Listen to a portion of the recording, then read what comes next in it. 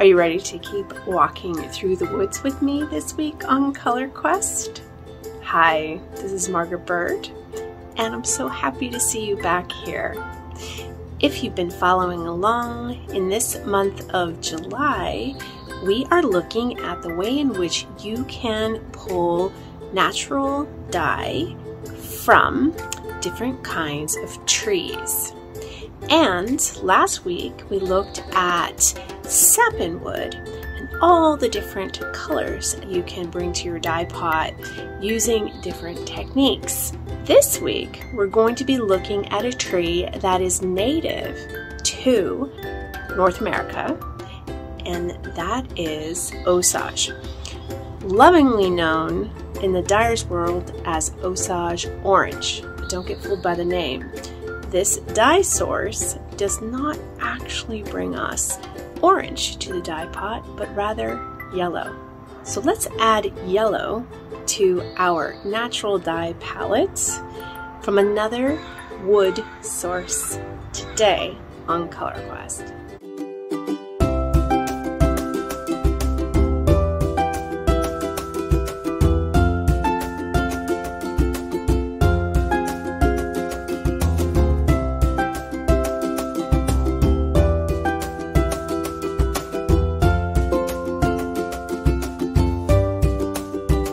I'm going to walk you through a few additional steps in preparing your fiber to best receive natural dye in general, and in today's dye, the Osage Orange.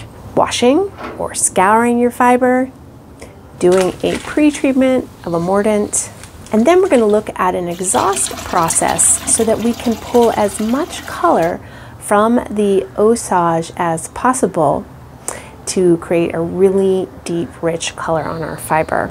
And finally, I want to look again at iron and what an iron shift might do to this beautiful yellow color from Osage. So let's get started.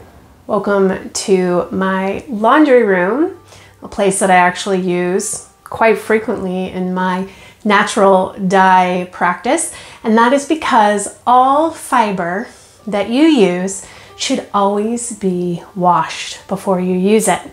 Now, scouring is a really deep clean that you will want to do if you have extremely dirty fiber, or you don't know exactly where the fiber's been or manufactured, or you just really want to make sure that any chemicals that the fiber may have been treated with are gone. You're always going to want to have it clean so that it can better receive natural dye. Scouring happens on the stovetop with soda ash. There's a couple of different recipes out there on how you can do it. Soda ash is how I typically do it, but I often just choose to use my trusty old washing machine. Completely up to you. Some natural dyers swear by the washing machine, others say no way, you're going to be disappointed. So that is a personal choice you can make. For today's project, I had just recently purchased the produce bags and therefore needed to wash them. I'm opting to just do this in my washing machine. So running them through with pH neutral soap is all I do. I run them through an extra rinse just to make sure that any soap is gone. And then if I do that and move straight into the dye session, it will come from the washing machine damp and can go straight into the dye pot. Or in this instance, it's got to go straight into the mordant dye pot. So let's go do that now. Oh, and by the way, for efficiency purposes, I typically wash all of my fibers or a bunch of fibers at once. So you can see I have a whole washing machine filled with fibers that's going to be used for the next couple of months. So always looking for ways to do things in bundles. Saves a lot of time and seems to be quite efficient. So there you go. Let's find that produce bag in there. Since I'm taking you through the process of washing the fiber first, I thought it would be great just to show you how to mordant using aluminum acetate for the cotton that I have. I have various pieces I'm going to be using over the next couple of months, so I'm going to do a mordant anyway. Might as well walk you through, and then we'll use the produce bag that we have in the mix to dye with the Osage that we're going to look at today. So there are several ways to mordant. Aluminum acetate is one of the best forms of a mordant to use with cotton. Now I notice that there is an additional step that you can add to your aluminum acetate that may in fact make it even better, and that is calcium carbonate, or you may better know it as chalk or Tums. So I have not added that in the past when I've used aluminum acetate, and I figured, you know what, let's go ahead and walk through it here. We looked at it last week when we were playing around with color shifting with sapwood. So I have a bag of it, and why not? All right, aluminum acetate first. Let's weigh our fiber. I want to be looking at approximately 5 to 10% of the weight of fiber. My fiber is approximately 300 grams, and I'm going to bump it up to 10%. You can do 5 if you want, but times 10% means that I'm going to need 30 grams of aluminum acetate powder.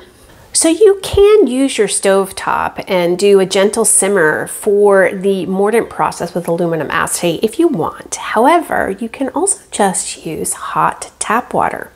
So I'm going to do it that way because my dye pots right now are all filled with different dyes. So I can simply fill up a plastic container with hot tap water and do a 1 hour soak in that with the fiber and the aluminum acetate. Simple. I don't often show this here, but if you're going to be using powdered materials like aluminum acetate, alum, ferrous sulfate, you're going to want to use a mask. Safety first. These are fine particles that become airborne. It's not safe to ingest them, so always wear a mask when you're handling these kinds of things. So I have the aluminum acetate. I could pour it directly into here on my scale, looking for about 30 grams. I also just double check to see what a tablespoon is, and a tablespoon is approximately 14.5 grams. So let's just call it 15. So for this, I'm going to need 2 tablespoons. Got some hot water here. Going to add a little bit to my pot.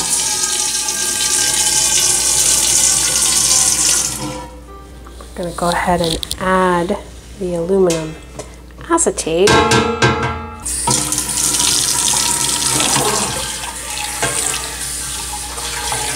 Just gonna slowly work it, getting this to dissolve.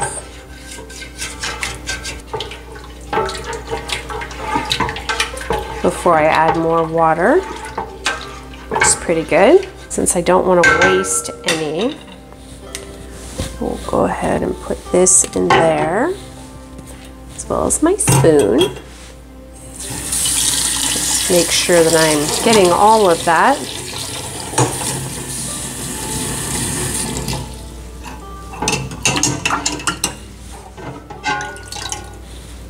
Looks pretty good.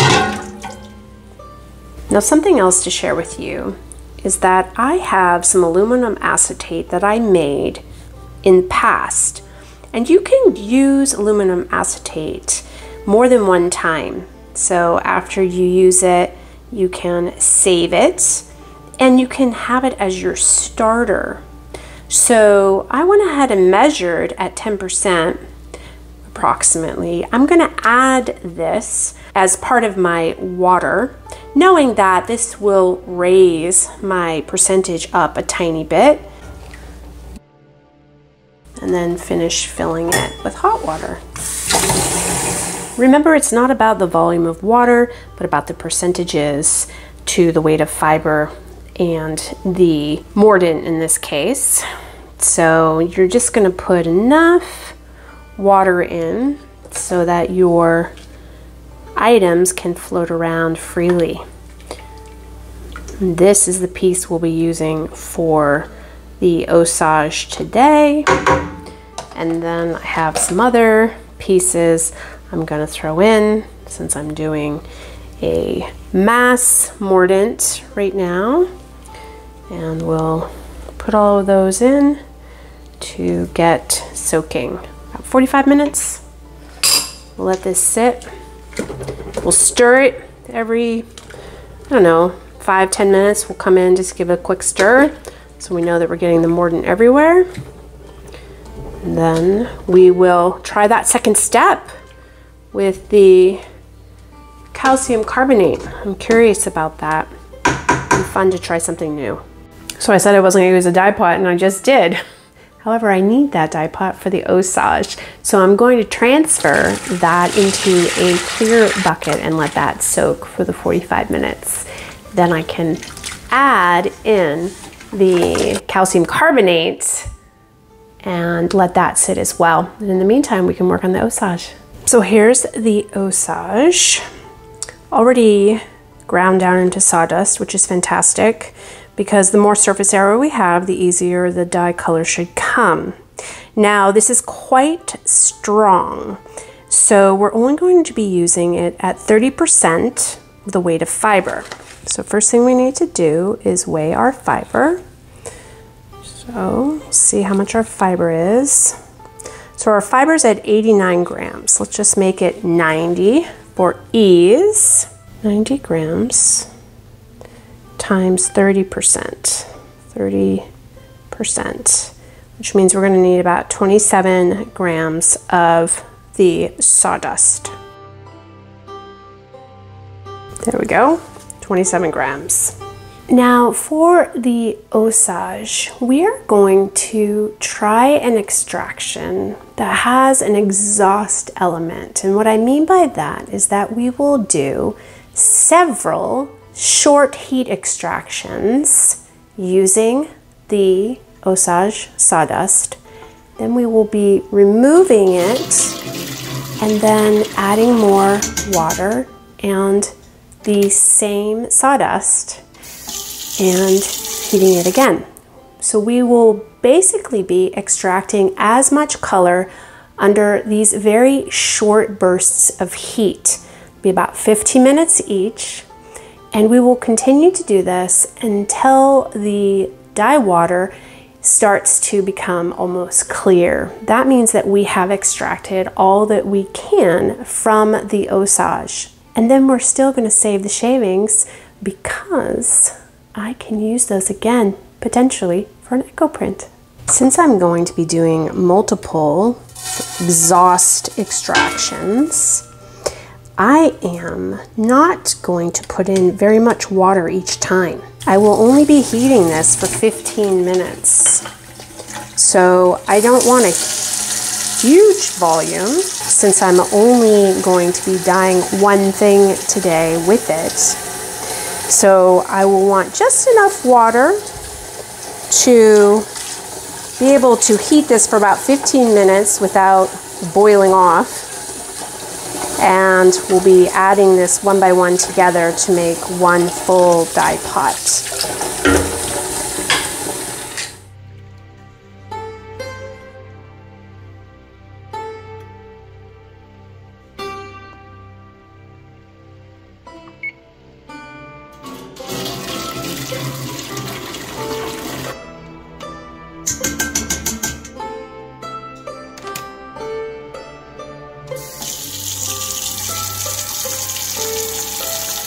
So my fiber is now done in its aluminum acetate bath, and I'm going to transfer it to a bath of calcium carbonate. The calcium carbonate needs to be dissolved in hot water at a 5% ratio, and therefore, if I had approximately 300 grams, I'm going to be looking at approximately 15 grams of calcium carbonate, or in this instance, I will do 1 heaping tablespoon. So I can just wring these out so that I save the aluminum acetate in the bath. And then I can just place this directly into the calcium carbonate bath. I don't need to rinse this off, and I'm going to save this aluminum acetate and use it for my next time that I mordant with it.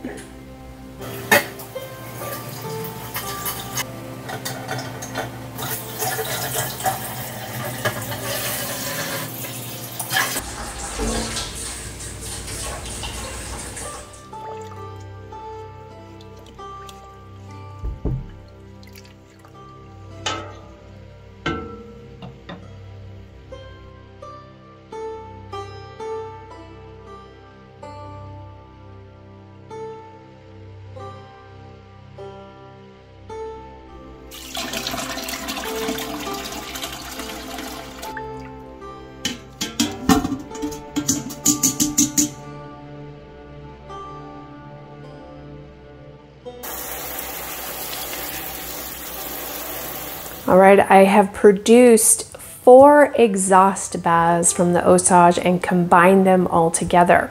So now it's time to put that back on the stove, heat it up, and put our fiber in.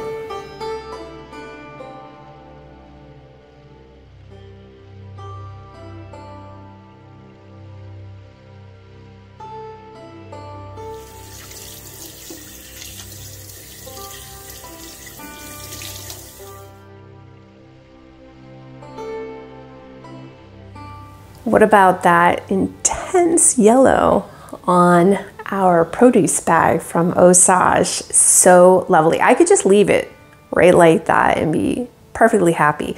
I loved the over dye effect it gave because the natural fiber was not bleached. So it already had a beautiful beigeish color, and then to take that Osage over the top, what a yummy, vibrant, and deep yellow color. But I still want to shift it with iron to see what that process might do in terms of expanding the palette.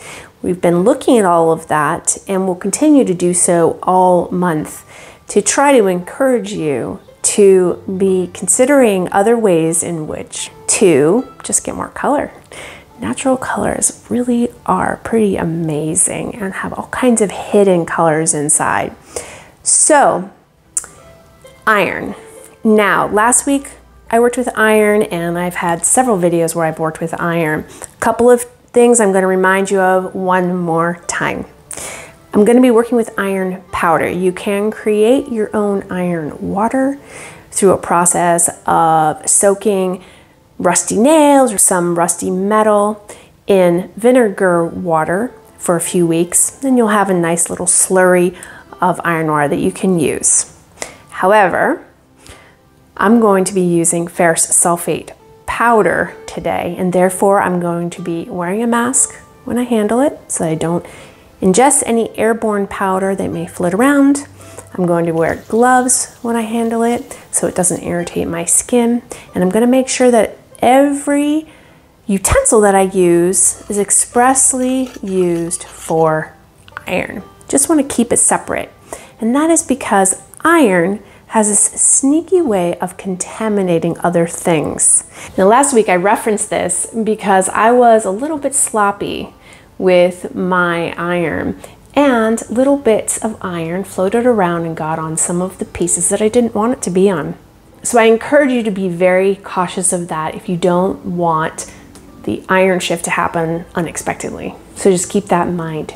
I'm not going to walk you through the steps of making iron water because I still have iron water left over from last week. So you can go back to the sap and wood video and see what I mixed up to there. But basically, I use 1/8 of a teaspoon of iron powder. I dissolve it in warm water, and then I just add additional water to accommodate the fiber that I'm going to be shifting. Pretty simple steps, as long as you are safe with your mask and your gloves and careful not to spread that powder around, you should be good to go. And what's beautiful is you can save iron water for future dips, and that's exactly what I'm going to do today. Oh, one more thing. You may want to test this out for yourself on smaller swatches before putting in something that you're going to have as a finished product. Because if you've never used iron, it can be a little tricky. It does have a way of migrating, and you may not like the result. So I'm going to first throw in a few samples so that I can get an idea of what this iron water is going to produce in the way of color on Osage. I'm hoping for a sort of olive green, but in general, I'm guessing it could end up being more of a goldish color, maybe somewhere in between, who knows. It's known for saddening colors, but it can also shift things from yellow to green. Let's find out, but sample it first.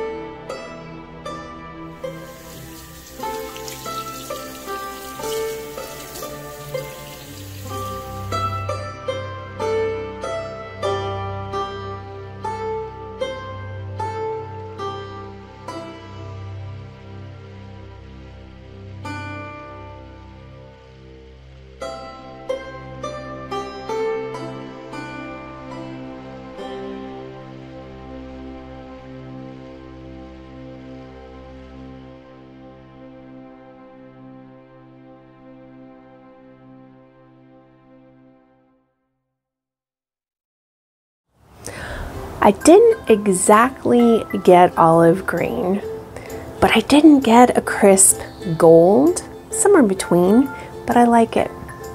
Couple notes. One is that when your fiber is wet and you put it into iron water, you can leave it in for a very short amount of time or a long amount of time. And you can watch it change and pull it out when you like the color that it's achieved. You're gonna wanna immediately rinse it out because iron water will continue to work its magic until it is dispersed from the fiber. The other thing you wanna note is that since your fiber is wet, if you are trying to do something like I did, which is an ombre effect, the iron is going to work its way up through the wet fibers. So if you're trying to create a hard line or control where that iron goes, it can be tricky. I had a couple of bleed lines up into the yellow part of the bag, and I'm just going to have to live with that. But you know me, perfection's not my game, so I think it looks pretty cool. All right, week 3 coming up next. We will continue looking at wood, but this time we're going to look at a root. It's not of a tree, but roots in my book have a sort of wood-like quality, and that will be madder roots. Really one of the top dyes out there in the dyer's world, and I want to explore it a little bit more with you here on Color Quest. So I hope to see you next Friday as we continue our journey of some wonderful, vibrant colors that come to us from trees. Have a great week. Thanks so much for being here. I couldn't do it without you. Natural color coming from wood. Of natural color coming from natural color